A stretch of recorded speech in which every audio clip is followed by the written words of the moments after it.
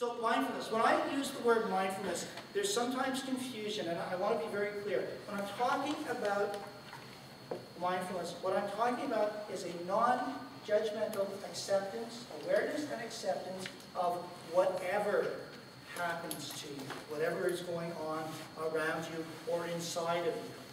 That's how I define mindfulness.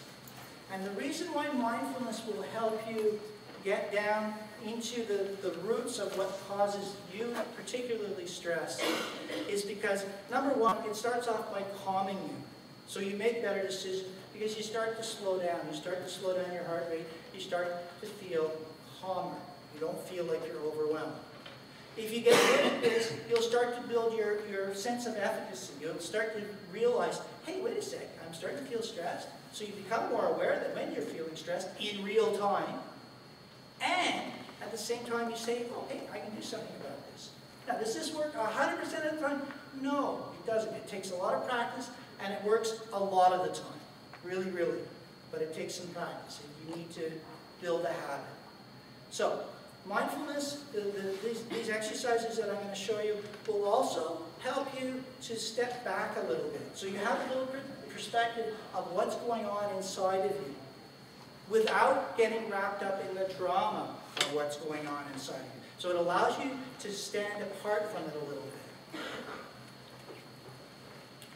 What will happen to you when you get good at this, and it may have, I hope today that some of you will also experience this, is as you start to calm down, little thoughts will start to come into your mind. And those little thoughts that come into your mind are part of your program, part of some of your belief systems that you may have picked up when you were like 4 or 5 years old, when you were just a kid growing up. I'm going to talk a little bit about some of those as well. When you have things come up like that, you can hold them up to the light and say, oh, wait a minute, that's what's really happening inside of my head? Let's think about that for a bit. So it gives you a chance to examine your paradigms. It gives you a chance to say, hey, wait a second, it doesn't have to be this way. I'm not 4 years old anymore. I'm not 5 years old. That lady that yelled at me when I was a little kid in nursery school, that was then, and this is now. So you have a chance to actually challenge some of these thoughts that come up to you. And when you bring them up like that, and hold them up to the light, you can actually start to consider what you can do differently. Most of us spend our time suppressing the symptoms, trying to ignore it.